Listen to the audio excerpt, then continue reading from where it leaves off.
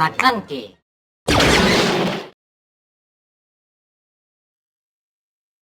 What's going on, everyone? Today we're here to talk to you about the big breakout deck of the weekend that Grumpy Elephant, myself, and Tyler piloted at the Bonton Network Invitational in Atlanta to very successful finishes. Anakin Data Vault is a really, really powerful soft control, but also a deck that can cut face really fast and really end the game against a 25 HP base in the blink of an eye. We're going to talk today about how the deck came to be, how long we've been working on it, and what set 6 brings to the fold, which is a lot. A lot of decks this weekend weren't running a ton of set 6 cards, but this deck runs a lot, and it's really exciting. And yeah, we're going to get into it. Here we go. So Tyler, how was the event for everyone? The event was lovely. For all those that didn't get to show up, there was 3 main events we had taking place. There was a 3v3 team event where we had around, I think, 40 teams show up.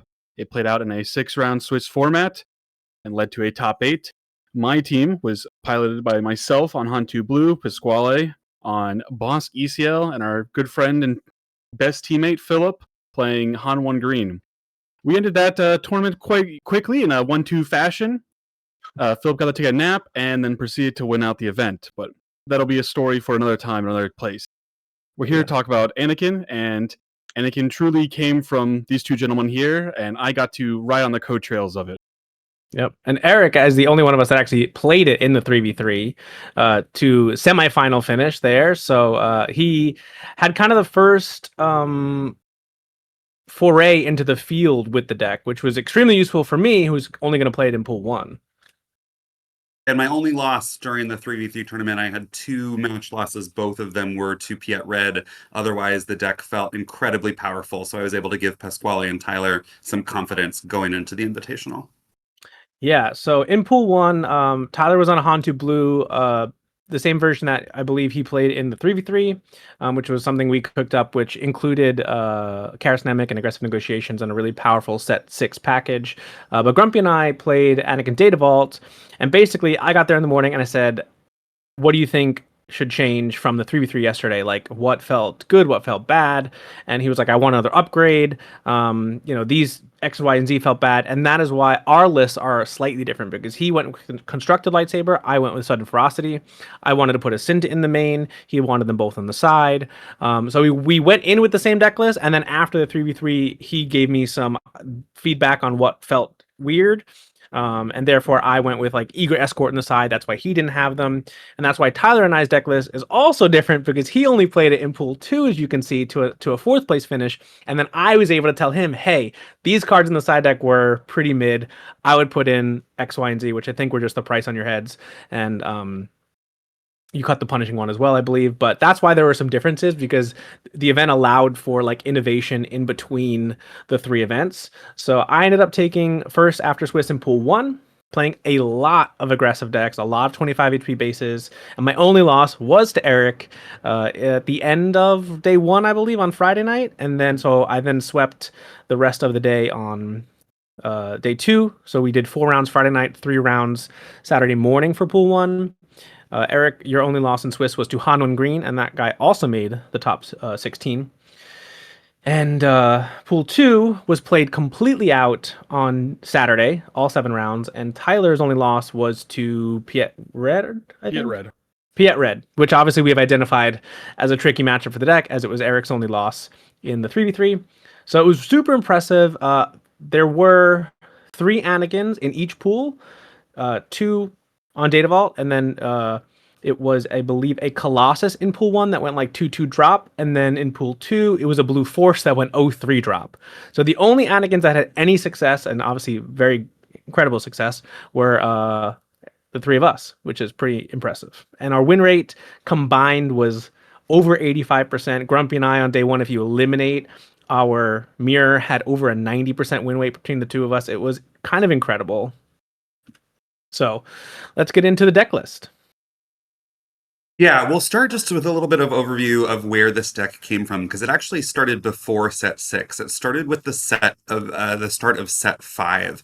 Some of you may know my name from being that odd Quinlan ECL player way back in sets 3 and 4. And when set 5 dropped, I was really upset because FFG across the board had increased the health of 2-drops. And so I was really struggling with my Quinlan ECL builds to ECL in a 2 or 3 power 2-drop or 3-drop and actually be able to kill the new 2/4s and 3/5s. So I had to go back to the drawing board as we were looking ahead towards Worlds. I knew Quinlan ECL couldn't cut it. And I said the problem here is that units now have 1 more health than they had previously. Quinlan's ability only does 1 damage. You know what does 2 damage? Anakin's leader ability. And so that's how the very first iteration of Anakin Data Vault was born. We have a deck forum in our Maclunky Discord called I'm Sad This Is Not Quinlan, parentheses, Anakin Data Vault, because I was really sad that I couldn't play my favorite leader anymore. But it turned out in this new world of increased stats, the 2 power ability that Anakin gives is just such a powerful way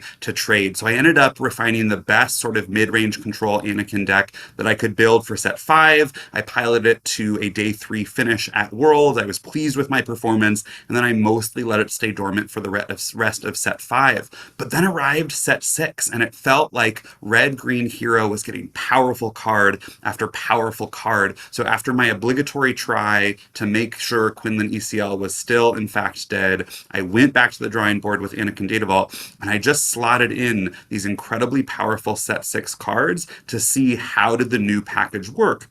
And it started working. It relied on incredible synergies between Karis Nemec, Cobb Vanth, Bounty Hunter's Quarry, the ability to search up redundancy, the ability to trade up into your opponent's board. And one thing that we found, the 3 of us across our play experience at BIATL, was that it actually caters to a variety of different play styles. So Pasqwalle, I know you were teaching me at the tournament itself a new approach to potentially facing down aggro. I'd love to hear you talk about how you kind of identified a racing strategy with our Anakin build.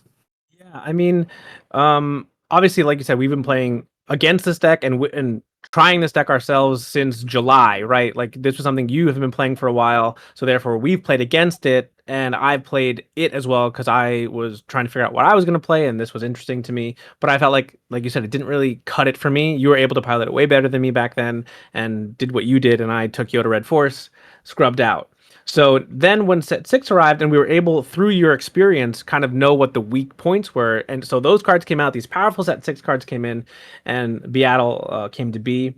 The reason I think I identified quickly how aggressive you needed to be was because I played more 25 HP bases, I think, than all of you. It was like triple Sabine ECL, I think. Then Tower on Sabine Yellow. I played 2 Han 2 ECLs throughout the event. Like everything. I played 2 Quinlan Tarkin Towns. Like everything was 25 HP. They were trying to get tempo. And I slowly realized that especially when you open Cinta in your opening hand, you have that auto attack with Anakin on 6. So if you can get your opponent to a certain threshold, the game's just over. There's literally nothing they can do. So that started, I think, in round 3 against Crispy, who was on a Han 2 ECL when I opened Cinta. And there's always that dance you do with Karis Nemec where it's like, who's going to kill the Nemec first? Who's going to give up the spy? And I was like, I have Cinta. I think I'm just going to try and kill him. So it was just 3 to base, 3 to base. And he didn't want to kill my Karis Nemec. And eventually he realized he needs to kill my Nemec because he can't keep taking 3 to base. And by then he was already at 12 damage on his base. So then the spy hit him for 14 and he got to 16 and he paused for a really long time on 5 resources because he realized that I was almost at 25, meaning my Anakin flips as a 9 attack power. And if I have Cinta, the game is over. So I will never forget him like looking down, looking at his resources, and he smirked. And I said, "Did you realize what just happened?" And he said, "Yes." And he goes, I have to now take you to 25 because he had a Poe on the board and he needed to one-shot me and hope I didn't have it. So he took me exactly to 25 and drew, and I flipped the Cinta and the game was over. And that is then how I played out kind of the rest of those matches. Was I was no longer trying to play hard control. I was really trying to end the game. Like once they tap out under ECL, you're no threat of Wrecker. You just finish the game way before them because of how powerful Anakin is. And that comes to the point of like knowing when to ping your base, when to do 2 damage, even if it's unnecessary, just so that you know what your threshold is, right? If Anakin's flipping a 7 power, your threshold is now 18 and not 16, right? You can still do it. It just means your other units have to do a little bit more heavy lifting.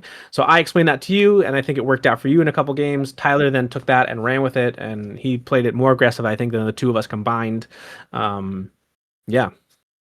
Yeah, a really helpful tip to get mid rounds definitely changed how I was able to navigate those more aggressive matchups, because my original approach with this deck when I made it was as close to a unit based control deck as I think we can get.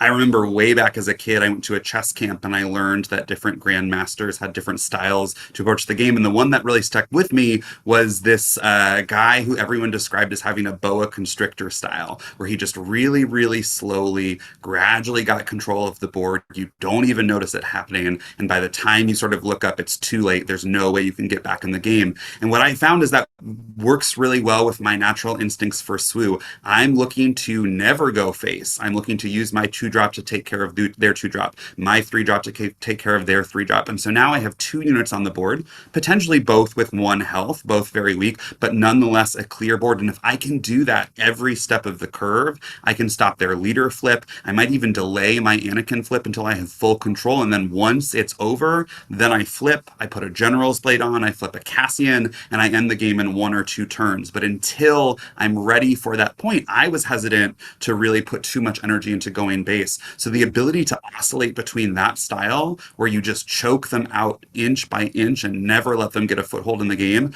and Pasqwalle's style of it's a race, and if I can get to 6 with Cinta, you're going to lose, means this deck is incredibly versatile. And we're still finding, even in our first big tournament after, a couple months of practice, we're still finding new angles. So we're excited for you all watching this video to practice with this deck as well and find potentially angles that we haven't found.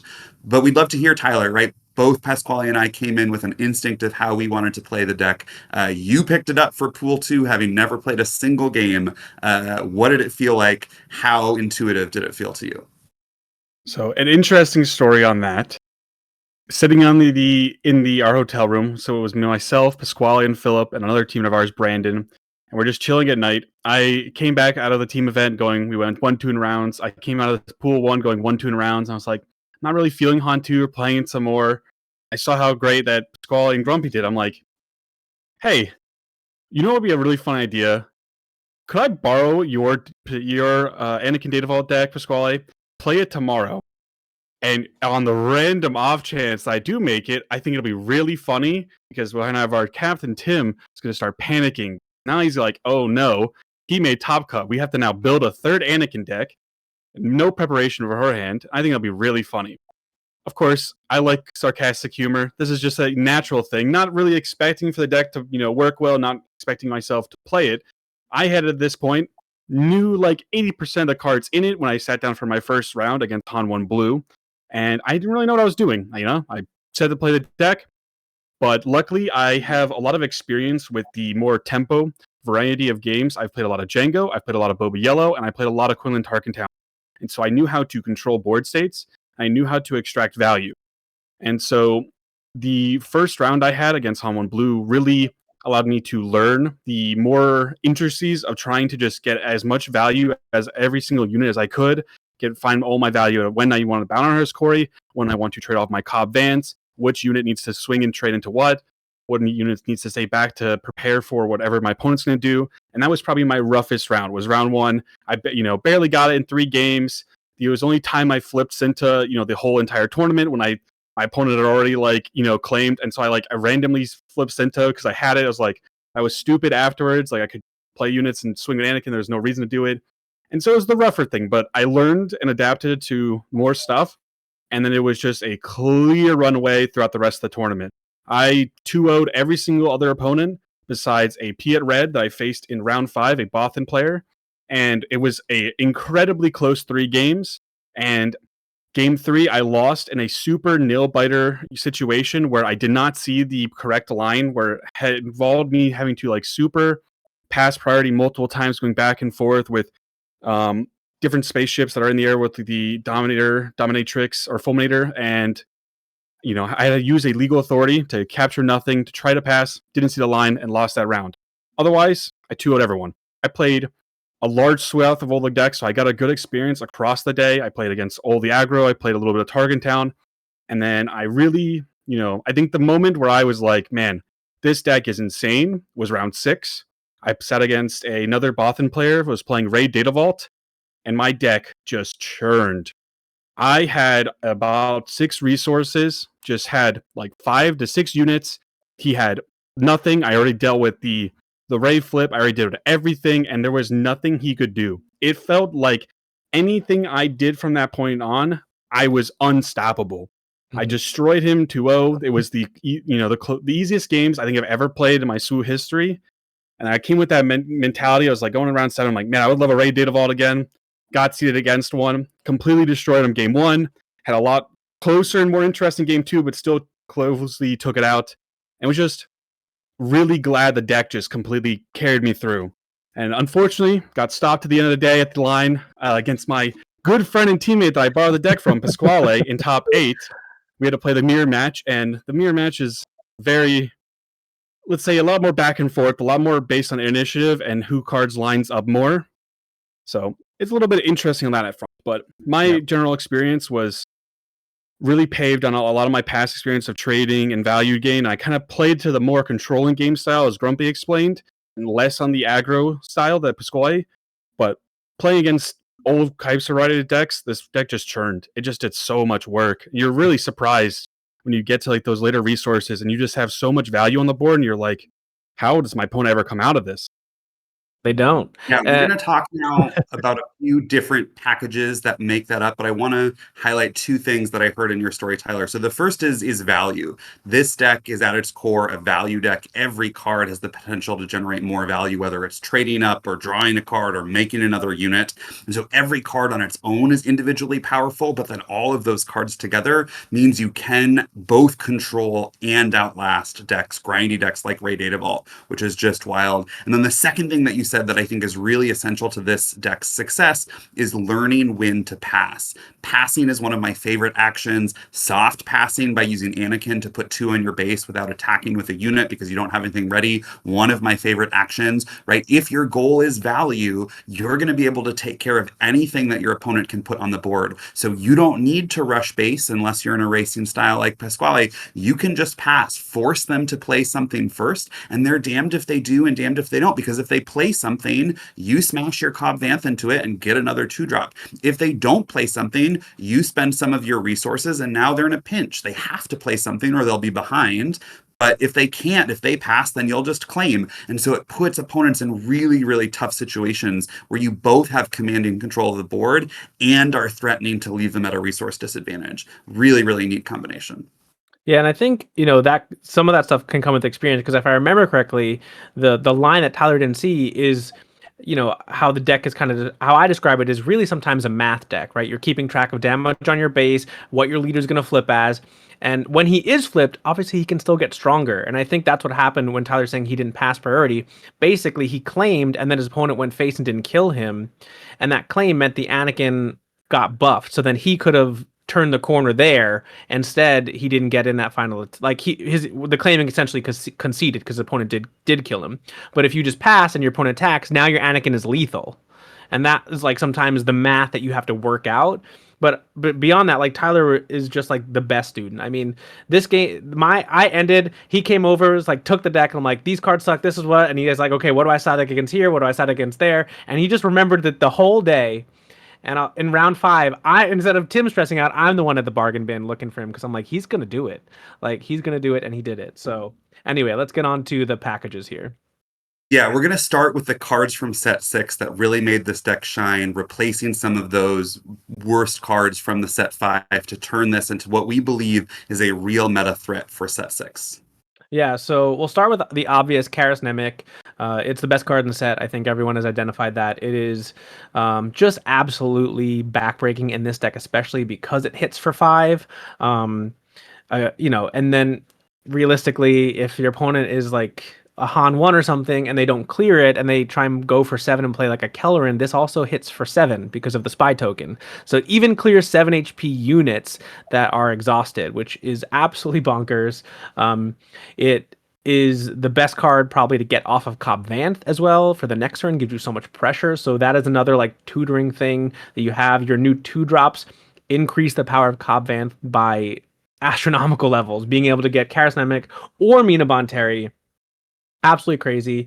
Mina is your other probably best 2-drop in a lot of situations. Restore 1, so your Anakin ability only costs 1, draws you a card when she dies. Both of these pseudo replace themselves, right? Nemec gives you a spy, Mina gives you another card. Captain Typho is the only 4-drop that we play outside of the ramp, which in Shamsadula. So this is a new card as well. The heal 1, sometimes relevant, oftentimes not, but it's a 4-power unit with 5 defense, so it really soaks up some damage while pretty much killing everything that goes into it.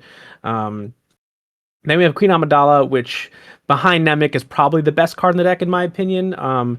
If you have a Queen on 5, it opens up so much possibility because you're now putting in, your 9 essentially points of attack, right? And was that 5/7? So she's essentially a 9/7, but Anakin makes any of those +2. So it's like they have to clear out so many things. It's super irritating for your opponent. Then the last 2 cards were the changes again that I made. Eric didn't play them in his main deck, which were Cinta and Sudden Ferocity. And the Sudden Ferocity, great in the row on Anakin if you have the opening to do that, but it can go anywhere. And the reason I beat Tyler in that top 8 match is because I put it on my red 5. So a 6/4 or a 6/1 red 5, which was in game 1, just kind of backbreaking because the deck doesn't ping, so I wasn't really worried about the red 5 dying to something random. But 6 attack in space is crazy, and that is the flexibility that a card like that offers, right? You can Voltron your leader or throw it on something else. I think I played it from hand both times, but either way, nice to have the flexibility. And Cinta is basically a closer, but also, again, something like Control. It allows you to flip with 2 units if you need to, so it protects the flip turn from Power of the Dark Side, which is common removal when they're trying to clear out your board. But like I've said, I've established that is your kind of aggro closer. And when your opponent knows it's in the deck, they then have to start saving that ECL for Wrecker or use it sooner, which then means you don't actually have to play Cinta. Once the ECL's gone because they realize I need to not take 16 damage, now you can just flip because they can't kill Anakin without a 2-card combo or something. So it presents a lot of pressure. Big fan of Cinta. And yeah, those cards change the trajectory of the deck for good. Yeah, set 6 really increased the power level, but it also gave a lot of additional power to what already was the strongest part of the deck, I think, in set 5, and that is using Anakin's ability combined with units to keep the board clear. So Pasqwalle already talked about how Karis Nemec alone with Anakin's ability can clear 7 drops. It can clear a Luke with 7 health. It can clear a Kelleran Beck with 7 health, 5 from the Nemec, followed up by 2 from the Spy. But there's also really powerful synergies with Sabine Wren. If you have the initiative and you play Sabine Wren, there is no turn 1 play on the ground outside of Grogu, which has hidden, that can survive an attack from Anakin. But I suppose even with Grogu, you claim Grogu loses the hidden and then you Anakin Sabine into Grogu. The ability to do 4 powers worth of damage plus the 1 ping to break through a shield means unless they've played something with 3 or more power, you're going to clear whatever they play, and then you're going to have a unit left. So I love sitting down, for example, across from Force decks. I play Sabine, they play something like Secretive Sage, kill the shield, kill the Sage. They play something like a 2/4, use Anakin's ability, kill the 2/4, deal 1 damage to base. Sabine's ability combined with Anakin can really make sure it answers almost anything an opponent will play in the early turn of the games. It's another reason why I'm partial to cards like Gungan Warrior. Sometimes you want a card that's going to come down. Your opponent, once they learn the playstyle, may be proactively trying to keep your board clear to minimize your ability to use Anakin's leader side, but Gungan coming down with a shield means it has a little bit of resiliency. If you time it right, if you time it with some passes, and you play it when they only have the ability to attack with 1 remaining unit, that means you're going to be able to claim and you're going to be guaranteed to hit 4/5 the next turn with Gungan Warrior. And that restore 1, just like it's working with Mina Bonteri, means the cost for Anakin's ability has gone from 2 down to 1. And then finally, as Pasqwalle mentioned, Queen Amidala's ability to create 3 units combined with Anakin's ability is just a menace. Queen Amidala on 5 can hold pretty much any 7 health leader hostage that wants to flip on 6. They can't clear her with damage because she'll just sacrifice the spies. And so you just keep her there, you keep her ready, you threaten the +2, and you make your opponent's turn really, really awkward. These were just 4 of the cards that we wanted to highlight for how they work with Anakin's ability, but almost every unit in the deck becomes stronger when you give it +2. Cobb Vamp hitting for 5 and then finding a 2-drop. Outer Rim Constables destroying an upgrade and then hitting for 5. All of your little dinky dorks that you played because they had little effects that were helpful suddenly become a threat that can take out whatever the opponent is trying to do. And so it's Anakin's leader ability as much as Anakin's unit side that really lets this deck shine through the early phases of the game. And then all these cards, while they're also great at clearing out units, they're also great at making units. So Karis classically with the Disclose trigger makes a spy on it dies. Cobb Vanth, when it dies, we search the top 10 for another 2-cost unit, puts it in, trades off. Queen Abdallah makes 2 units. Kelleran makes another unit. Home 1 gets another unit. All of our boards are just 2-for-1 or even more value considerably. Any of the classic 1-for-1 removal just completely struggle. You can't sit there and be able to play out 2 units on 4 resources. Your opponent has to be like, oh man, do I take down the Karis Nemec or I take down the COD that they played on 2 and 3? I don't know. Both of them are just going together in a unit, and then mine just completely so far off of board control. So it forces opponents to then, well, I have to, my removal sucks. I got to use my units. And then the units they're playing are, 2/4s in our new day and age. All the units will just trade up in free value. Will just completely just overwhelm. Now, obviously, as they talk about, the go ride strategy is essentially your bread and butter and how you beat almost every deck. And so ways that answer the go ride strategy are also kind of a pinpoint that you want to try to beat this deck. But they're not super great when it's like a Super Laser Blast on 8 resources. Like we've already have completely overtaken the board state by then, and so it's not going to be an issue, all the way up. Even in Super Laser Blast, if you don't do anything to the board state and you Super Laser Blast a Karis or a Cobb, who cares? Like it's not like they're just going to replace themselves and units or no. Overwhelming Barrage, also a great value. Kill these 2 units, they're going to get more. Queen Amidala as well with Overwhelming Barrage is completely valuable because, as the rule states, when damage goes, the Preventance trigger is a replacement effect. And so you can still damage or, defeat your spy while they're all damaged, and she takes no damage from the Overwhelming Barrage. It's just amazing against all these kind of control value. And so if your opponent's trying to do these, medium control strategies like Ray, here and stuff that are just trying to do the 1-for-1, you will amass a board state by 6 resources when your Anakin flips that is just unassailable for your opponent to try to come back. Yep. And here we're going to talk about ramp. So other versions we've seen running around in the past have tried to ramp, and it's not something that we particularly want to do because, as we said, it's a unit-based deck. Anakin's ability is a unit-based ability, and you want to get the most out of that. So if you're ramping, you're not playing a unit, and therefore you're skipping a turn of value. And you don't really want to deploy your leader early either, right? You want him to deploy at 6, 7, 8, 9 attack. The sooner you get him out, the less damage you have on your base. So there's no real sense of ramping in most scenarios. Cham being the exception because it's a unit that ramps, right? So you're able to put this 5-power unit on 4, which can crack for 7, on 5 resources, which we all know there's a lot of 3/7s that come out on 5. So not only does Cham live if they flip their leader, he kills the leader and keeps you at parity in the resource game there. Price on Your Head was featured in Tyler's side deck, and I threw it in there mainly for potentially the Mirror or Piet. I was saying if they go Super Laser Tech, you can then match the ramp because that's a deck you don't really want them to get too far ahead on the flip turn. He never drew it, so the jury's out on how good that is. But the other 2 are things you really don't want to be playing actively because that's not what you're trying to do. You're not winning when Anakin flips as a 4/7 or a 5/7. He's going to die pretty quickly at that point, and he's not really going to be able to trade into these big units that people are playing. So it's just not worth it. But Cham, because it's a unit, is very, very strong. And it also, later in the game, when you stop resourcing, kind of becomes card draw, right? If you draw a Cham, you don't have to resource. You can play him down, resource, stay on parity, and you essentially drew an extra card in your hand because you didn't resource. So that's something to keep in mind with Cham as well.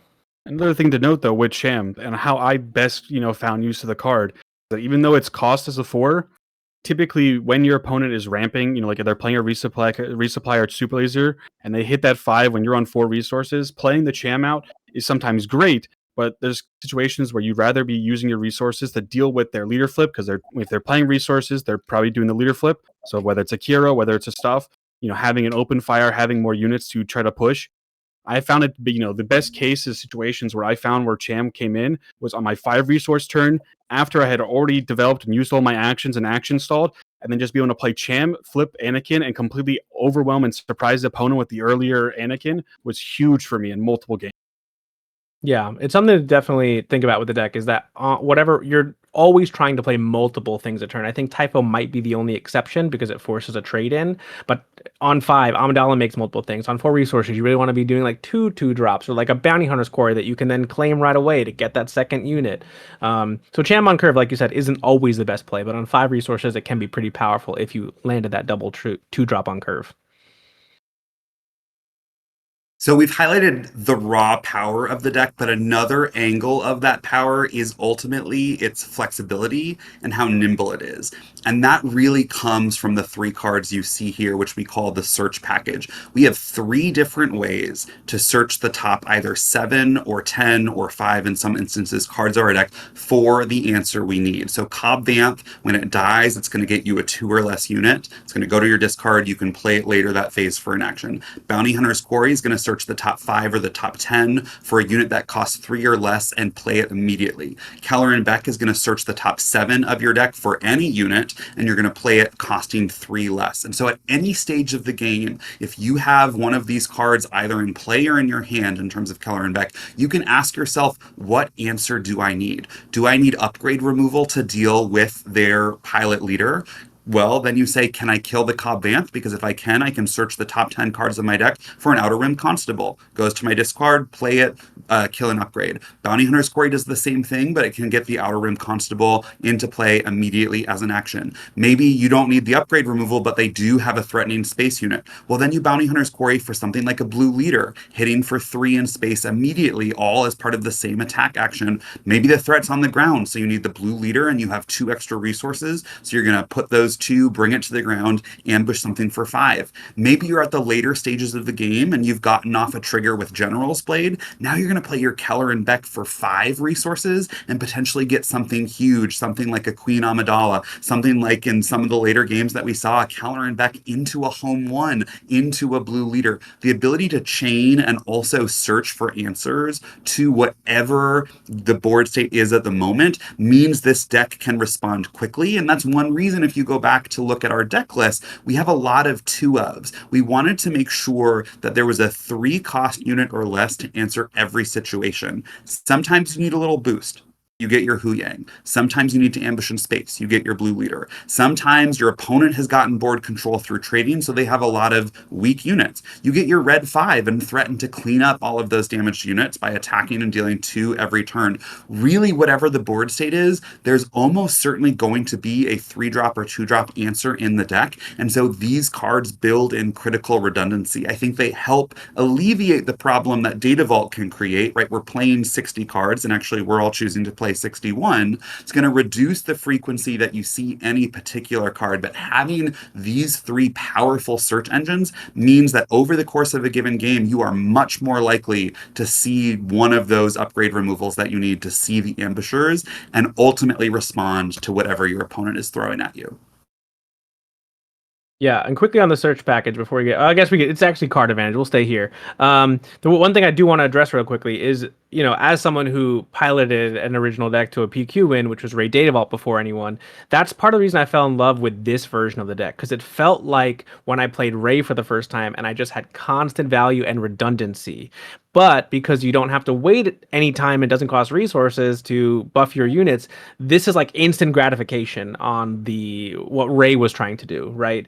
So I just want to shout out that is a huge reason why I gravitated towards this, because it really feels like a faster version of Ray and is really good into Ray.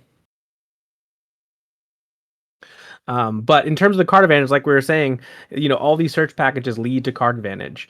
So with card advantage comes right off the heels with the search package. Kellerin can obviously get you a second unit, but what I love about it is how it replaces itself. The Kellerin into Cobb Vanth. Cobb Vanth gets Mina Bonteris, gets Karasnemic, all which then gets you another card. That chain of reaction is another highlight here in this card advantage. Casting Andor from the row, essentially drawing you a card, a ready 3/5 that can hit up for 5 or go to base for 3. Mina Bonteris draws you that card as we talked about. Syndicaz, that same thing, essentially drawing you a card because you're not playing one from your hand, puts 2 bodies out. And Sudden Ferocity, again, always remember, sometimes might be better to split up the power. It doesn't have to go on your leader. It can go on a space unit. It can go on another ground unit. All these cards chained together to create a massive amount of card advantage.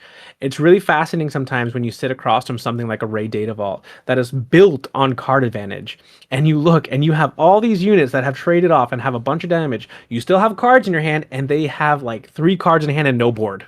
Like, that is a game state you will see often against these slower value decks, because Anakin just is instant gratification. Boom. Now you can't even buff your weenie, and you're just so far behind from there. And this deck is just incredible at doing that and creating impossible game states for your opponent. Now we're going to talk about the more interesting and fun variant of this deck, which is its Voltron package. Voltron coming from a classic Magic term where you just suit up one unit with 1,000 parts and pieces, like the classic, anime, like Voltron anime. And what we're doing here is very strong and very powerful. It also brings you a ton of risk. When you go the intentions of placing a General's Blade on a Gungi on turn 2 resources, your opponent now has an opportunity to completely take the amount of power you've now prepared and completely shift it way back in their favor if they were to easily deal with it. So you always have to be prepared and think about what options your opponent has when you go for these lines. I had multiple games and situations where I'm playing against Raid Data Vault, where I know that, the Rumels they're going to have options to are going to be fells, they're going to be takedowns. And so preparing myself when they're tapped out, when their, resources are gone, that can now, develop my General's Blade and completely take over the value, gives me this super bump of power. There's nothing strong you can do in this deck than have a Gungi with General's Blade on it. It's also the way you can quickly lose in this deck. If you do that and they just power the dark side you, and you're just like, I lost the game, and it's just completely over.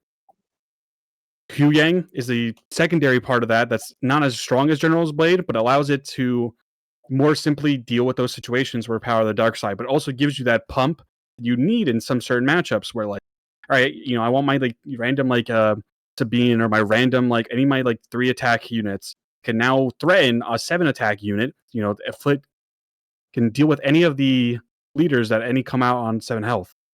Southern Ferocity helps with this as well, and Legal Authority also, put on your Anakin when you flip. You can essentially deal with any unit in the game because nobody right now, or at least at BIATL, we're playing Rivals Fallen. So that is the crux of the situation. I had a multitude of games where against the Raid Data Vault, I had, a General's Blade on one unit, a General's Blade on Anakin, swinging both in, and they were just massive, getting me multiple cost reductions. I had another game where I had 2 General's Blade on Anakin, just swinging in, completely massive, a Luke or whatever, couldn't even trade and deal with it because of the massive amount of health. You just have to make sure when you're doing these lines, you are taking an amount of risk that could backfire on you. You have to really think about the golden point of doing it. Yeah, one thing that a lot of decks struggle into is an incredibly buffed leader. You talked about some removal, Tyler, things like Fell the Dragon. Fell the Dragon's not going to hit an Anakin leader, and so when you know the deck you're playing against, you will know, do they have an answer? For some yellow villainy decks, literally it's, did they draw their no good to me dead? If not, they're going to lose to my Anakin that hits for 10 every turn. The game's going to be over in 2 turns. Heaven forbid you get a second General's Blade. One of the matches in Swiss that I was able to win against a Piet Red was because I was able to flip my Anakin, I was able to put a General's Blade, bring it up to 10, and I was able to put a Legal Authority to bring it up to 12. It then survived an overwhelming barrage from a Devastator for 11, one short to close out the Anakin, and I was able to swing for lethal. So if you can position it right, if you can wait until your opponent taps out their resources, flip your leader, make it incredibly powerful, it puts the ball entirely in their court, and there's a lot of decks that will just crumble at that point.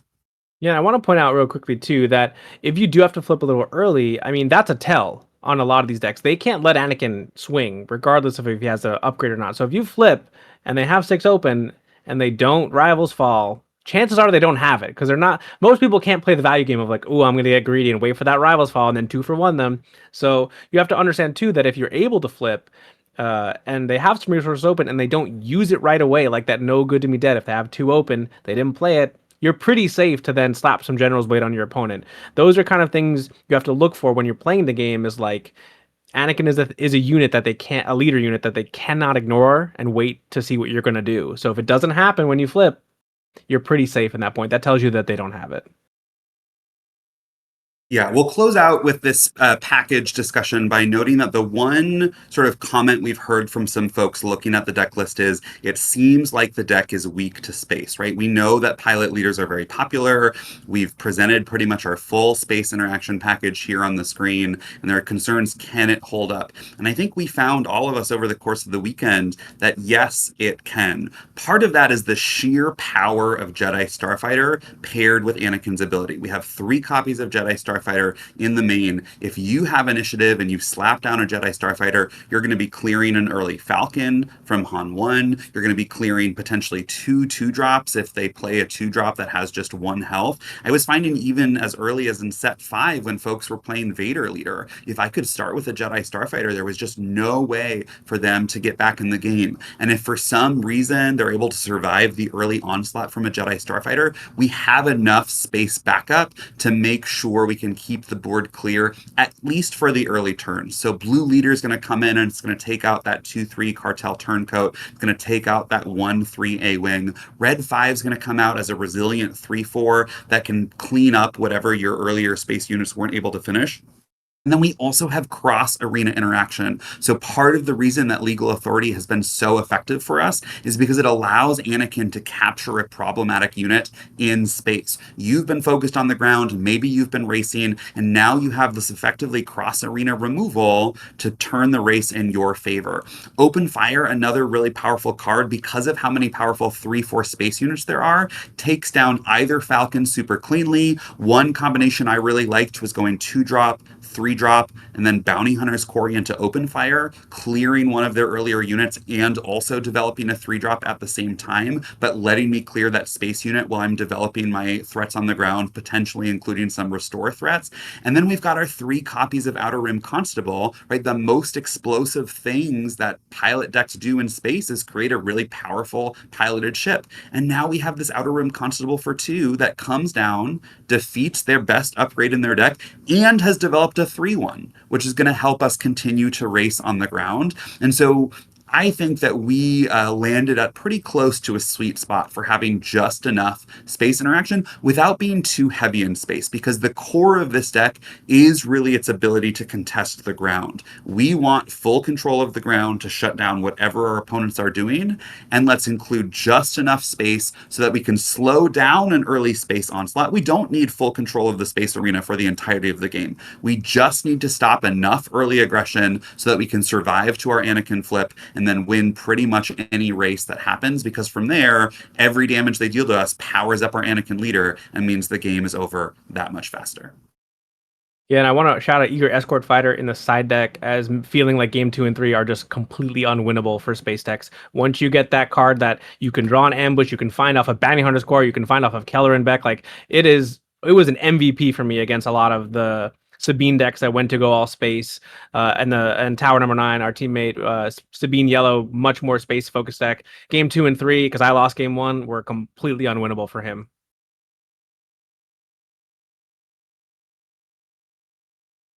All right, to infinity and beyond. Does the deck survive rotation? That is the big question on everyone's lips. Even though set 6 is starting, you also have to think about, if this is a deck you're looking to invest in because you are new to the game or whatever, you want to buy all these cards. Is it worth the investment for just a short few months? Does the deck survive when the leader rotates? When some of these powerful cards like Sabine Wren rotates? When Bounty Hunter's Quarry, Eric, we'll pour one out for you. When that card leaves. Does the deck survive, and what does it look like? I'll start. I personally think I want to start first. Oh, you want to start? I want to okay, start first. start. I want to start first because I know your take. I know your opinion. I know Grumpy is going to side with me. But there's one key card here that you didn't name when you were saying the cards are going to rotate, and that's Anakin Leader. I said Anakin. When these cards are all rotating out, this shell as we know it I think is going to be dead.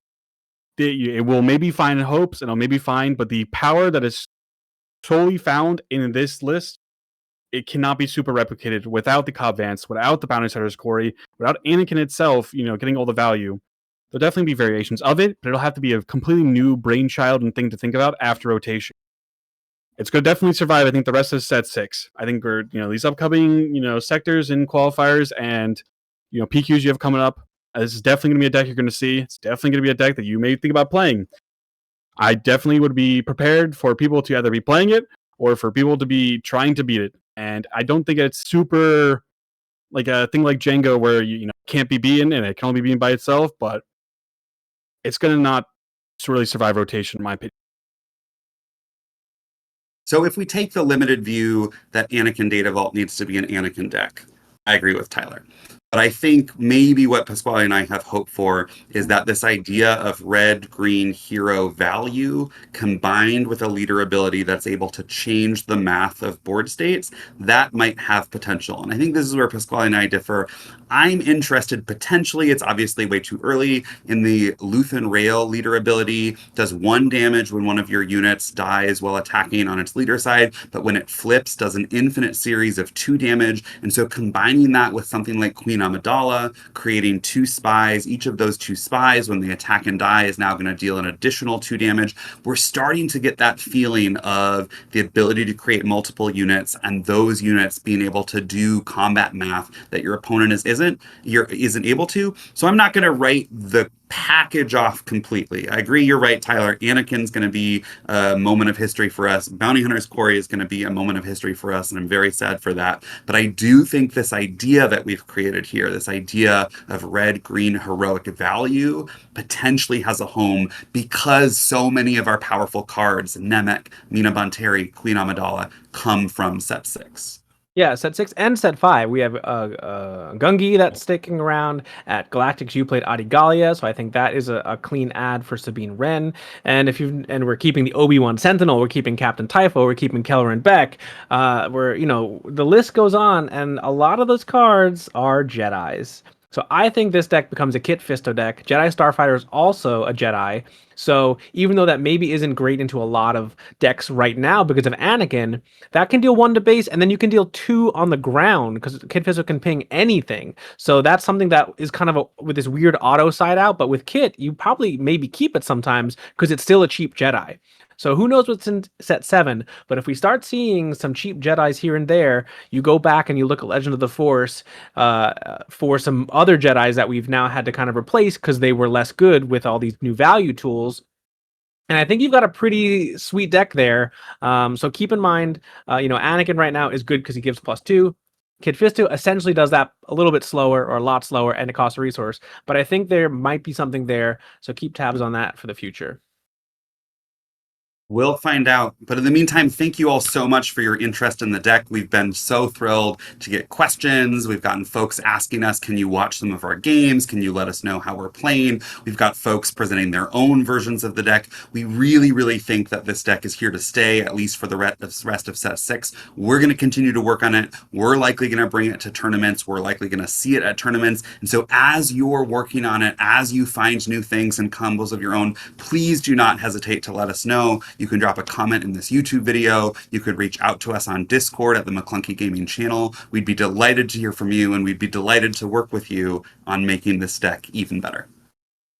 Yep, and we are offering some coaching. So, if this is something you really want to pursue and you want to push, and you want to match up some really detailed specific stuff, we'll answer some more generic stuff in the comments as always. But if you want some really in-depth, hour-long training on specific matchups, you can feel free to reach out to us, and we will get that set up for you. All right. Well, with that, thank you so much for watching. I hope you enjoy playing this online and in person at your locals, at your upcoming PQs. Take what you got from this and use it. Everyone tinkers with the deck, tries to make it their own, but we think this is the best version. The deck list we presented at the start of this video will be in the description below, and that is our post BIATL version. There are some changes from all of our deck lists that were from the event. That is what the changes we would have made going forward if you notice there was no more Sundari Peacekeeper and things like that. So take a look at what we've done, what we've changed, try that for yourself, fiddle with it, and I wish you all the success that we had and that Tyler had as a first timer. So maybe you'll get lucky if you decide to pick it up last minute too. Thanks all. Thanks for watching and supporting Maclunky Gaming. Don't forget to like and subscribe. See you next time.